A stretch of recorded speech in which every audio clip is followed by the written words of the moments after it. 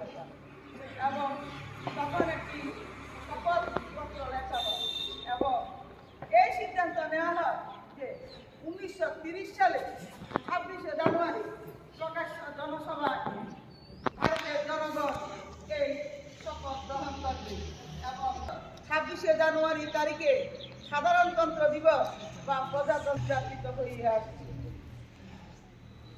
কোন জাতির জীবনে কতগুলি দিন বিশেষ স্মরণীয় হয়ে থাকে, তাই প্রজাতন্ত্র দিবস বা প্রজাতন্ত্র প্রতিষ্ঠা দিবস ভারতবাসীর কাছে একটি পুণ্যের দিন। আলোকপাত করার জন্য আমি বিনম্রভাবে আমন্ত্রণ জানাচ্ছি বিদ্যালয়ের শ্রদ্ধেয় সহকারী প্রধান শিক্ষক শ্রী আশিস চৌধুরী মহোদয়কে। নমস্কার, শুভ সকাল। আজ ভারতবর্ষের ৭৫তম প্রজাতন্ত্র দিবস। আমাদের ভারতবর্ষের দিনটি গৌরবান্বিত পালিত হচ্ছে। আজকে আমরাও আমাদের পিএমসি আর্যগুরু উচ্চতর মাধ্যমিক বিদ্যালয়ে এই দিনটি আমরা পালন করতে যাচ্ছি। এই দিনটিতে আমাদের দেশ ধর্মীয় ও সামাজিক উভয় দিক থেকেই গণতান্ত্রিক বা প্রজাতন্ত্র দেশ হিসেবে স্বীকৃতি পেয়েছিল। গণতান্ত্রিক বা প্রজাতন্ত্র কথাটির আবিধানিক অর্থ হল জনগণের দ্বারা রাজ্য শাসন বা প্রজাদের প্রতিনিধি দ্বারা পরিচালিত রাষ্ট্র ব্যবস্থা বা রাজ্য শাসন। 1949 সালের নভেম্বর মাসে আমাদের দেশের সংবিধান গৃহীত হয় আর তা কার্যকর হয় 1950 সালের 26শে জানুয়ারি। আজকে আমাদের দেশের এই 2024 সালের যে বিষয়বস্তু মানে থিম হচ্ছে বিকশিত ভারত, ভারত লোকতন্ত্র কি মন্ত্র কা। এবং আজকে দিল্লিতে যিনি চিফ গেস্ট হিসেবে আসছেন France president Emmanuel Macron. Republic and to secure all its citizens justice, social, economic and political, liberty of thought, expression, belief, faith and worship, equality of status and of opportunity and to promote among them all, fraternity, assuring the dignity of the individual and all. দিনের সালে CB রমনের Nobel পুরস্কার লাভ, তারপর আজাদিন বাহিনী গঠন, নেতাজির অন্তর্ধান, দেশ বিভাগ, ভাতৃদাঙ্গা ইত্যাদি ঘটনা। এর ফাঁকে 1947 সালের 15 আগস্ট আমাদের স্বাধীনতা দিবস এবং দেশ বিভাগ।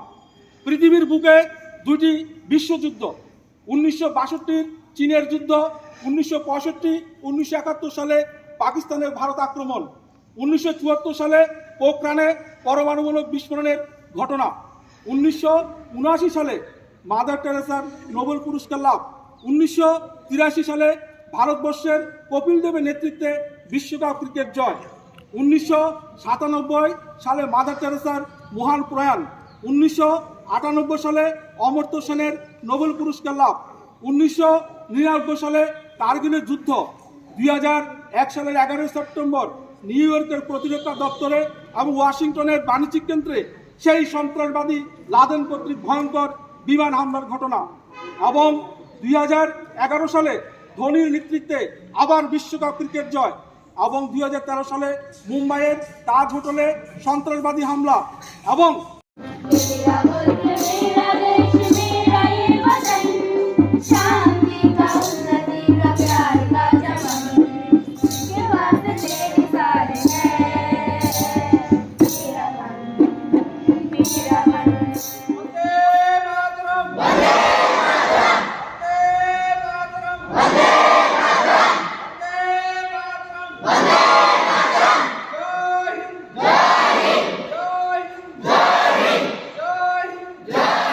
বিবেকানন্দ বলেছিলেন, পৃথিবীতে যখন এসেছিস তখন একটা দাগ রেখে যা।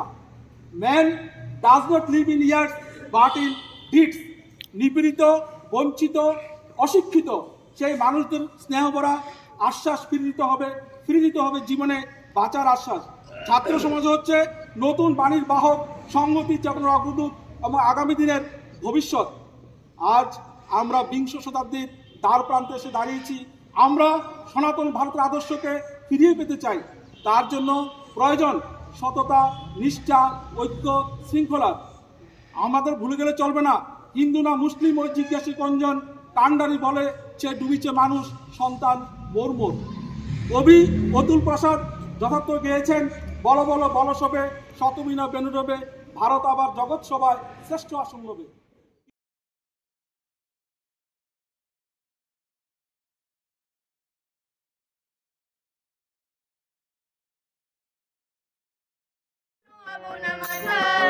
যদি দিতে হয় দিয়ে দেব প্রাণ, তবু নোয়াবো না মাথা। ভয় নেই মা, আমরা বাঁচাবো এদেশে ভারত মাতা, এদেশে ভারত মাতা, এদেশে ভারত মাতা। কত রক্তের বিনিময়ে মোরা পেয়েছি স্বাধীনতা, তাই কিছুতেই হারাবো না মোরা শারীরিক স্বাধীনতা।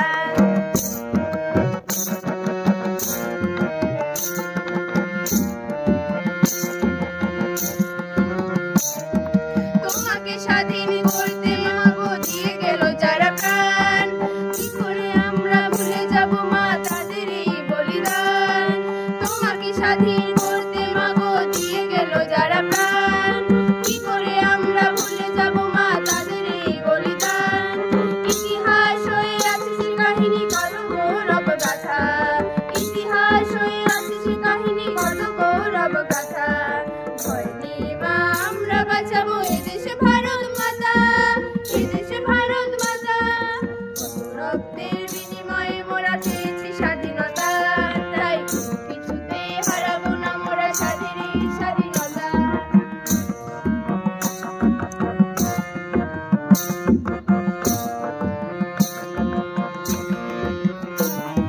শোনো শোনো সব ভারতবাসী, শোনো আমার এই কথা, মোদের এ দেশ নাহি রবে পিছে দাঁড়াবে তুলে মাথা।